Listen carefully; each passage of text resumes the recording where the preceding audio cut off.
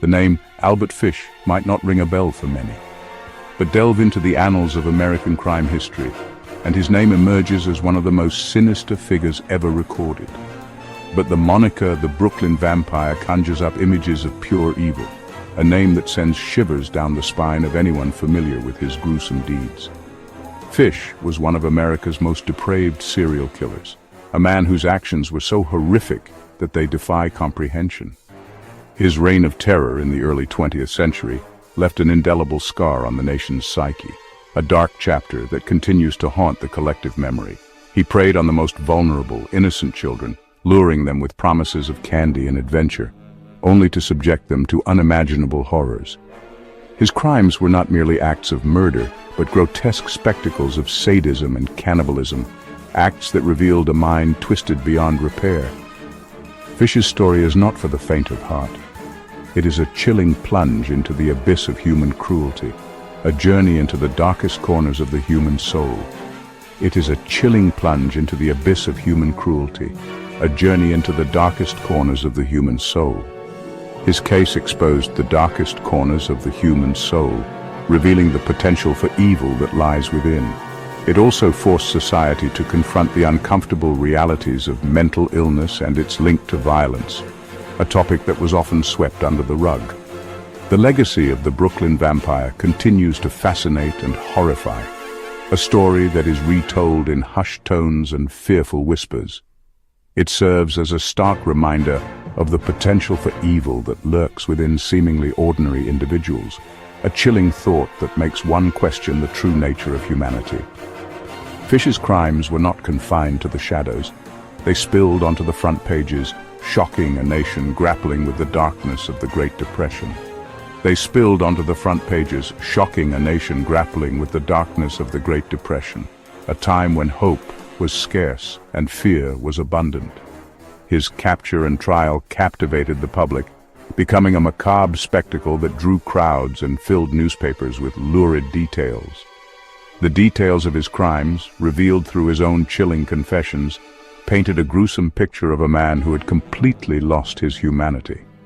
They exposed the depths of his depravity, a level of evil that was almost incomprehensible to the average person. The story of Albert Fish is not just about one man's descent into madness. It is a cautionary tale about the fragility of the human mind and the ease with which it can be corrupted. It's a stark reminder of the vulnerability of innocence, a chilling testament to the fact that monsters can hide in plain sight. It highlights the fragility of life in a world where monsters can lurk in the shadows, ready to snatch away the unsuspecting. The tale of the Brooklyn Vampire is a dark chapter in history, one that continues to remind us of the ever-present potential for evil in our world. To understand the monster, we must first delve into the life of the man. The story of Albert Fish is not just a tale of horror, but a complex narrative of a deeply troubled individual, shaped by his environment and circumstances.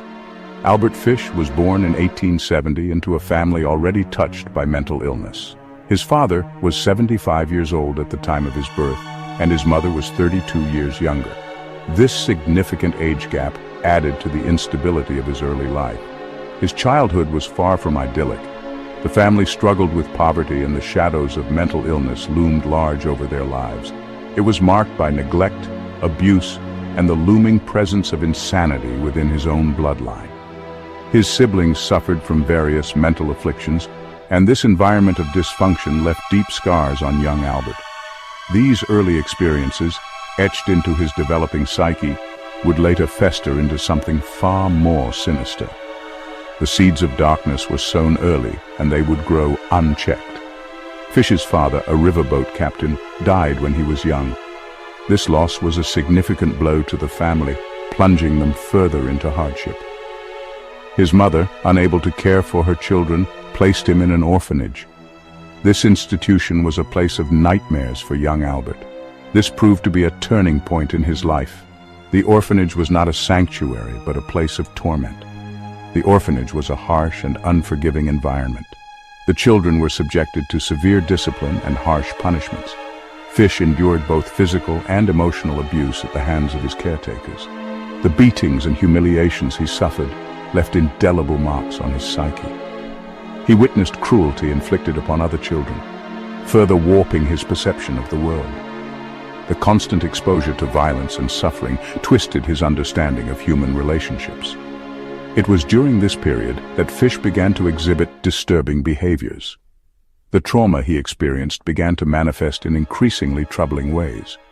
He developed a fascination with pain, both inflicting it on others and experiencing it himself. This morbid curiosity was a precursor to his later, more heinous acts. He would insert needles into his flesh, deriving a perverse pleasure from the sensation. This self-inflicted pain became a twisted form of solace for him. He also began to engage in voyeurism and exhibitionism. These behaviors were early indicators of his deviant sexual proclivities. These early signs of sadomasochism and sexual deviance were clear warning signs of the darkness that was taking root within him. The boundaries between pleasure and pain, right and wrong, were becoming increasingly blurred in his mind. As Fish grew older, his mental state continued to deteriorate. The traumas of his childhood had set him on a path of self-destruction and violence. He drifted from one menial job to another, unable to hold steady employment.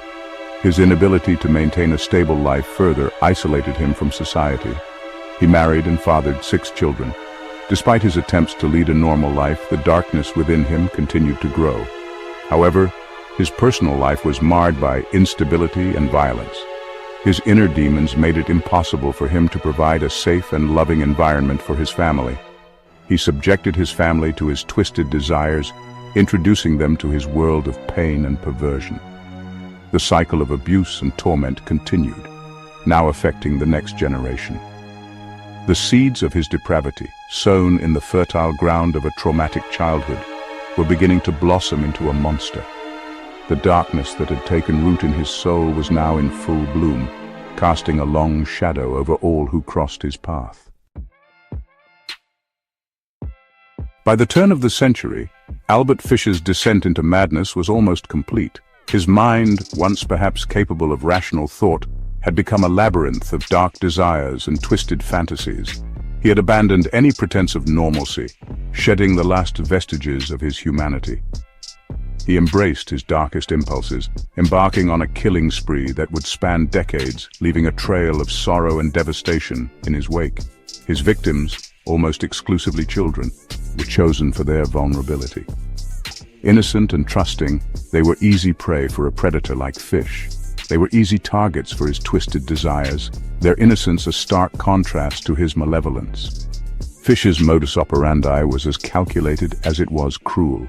He meticulously planned his encounters, ensuring that he would not be caught. He would often approach his victims under the guise of a kindly old man, a grandfatherly figure who seemed harmless. He would lure them with promises of candy or toys, exploiting their innocence to gain their trust. His charm was his weapon, and he wielded it with deadly precision. Once he had them alone, his true nature would surface. The mask of kindness would drop, revealing the monster beneath. His victims were subjected to unimaginable horrors, their small bodies becoming canvases for his sadistic fantasies. The innocence he had once exploited was now a source of his perverse pleasure. Fish did not limit himself to murder. His depravity knew no bounds. He engaged in cannibalism, consuming the flesh of his victims in gruesome rituals. This act, he believed, would grant him power and strength. He believed that eating their bodies would absorb their life force, a twisted notion that drove him further into madness. He kept trophies of his crimes, souvenirs of the horrors he had inflicted. These items were more than just mementos. They were symbols of his dominance and control. These chilling mementos, later discovered by police, would serve as irrefutable evidence of his guilt. They painted a grim picture of a man who reveled in his own monstrosity. For years, Fish operated in the shadows, a phantom in the night. He moved from city to city, leaving a trail of misery and unanswered questions in his wake. His transient lifestyle made him difficult to track. The police were baffled, unable to connect the dots between the seemingly random acts of violence. Each crime scene was a puzzle with pieces that didn't quite fit. Fish, a master manipulator, blended into the background. He was a chameleon, changing his appearance and demeanor to suit his needs. He appeared to be an unassuming old man, hiding his true nature behind a veneer of normalcy. But beneath that facade lurked a predator, always on the hunt for his next victim. The case that finally brought Albert Fish's reign of terror to an end began on a sunny afternoon in May 1928. 10-year-old Grace Budd was playing outside her family's home in New York City when a stranger approached. He introduced himself as Frank Howard, a friendly old man looking for work. He charmed his way into the Budd family's home, offering to take Grace to a birthday party. It was a ruse that would have horrific consequences. Grace's disappearance sent shockwaves through the city. The police launched a massive manhunt, but Fish, a seasoned predator, had covered his tracks well. He had taken Grace to an abandoned house in Westchester County. It was there that he committed his most heinous crime, strangling the young girl and then dismembering her body. 6 years after Grace's disappearance, the Budd family received a chilling letter. It was penned in grotesque detail by none other than Albert Fish. He confessed to killing Grace, describing how he had strangled her, dismembered her body, and then cannibalized her remains. The letter, a testament to Fish's depravity and madness, was the breakthrough the police had been waiting for. The letter contained a crucial clue, a small triangular symbol. This symbol led investigators to the New York Private Chauffeurs Benevolent Association. It was there that they finally identified the author of the letter, Albert Fish.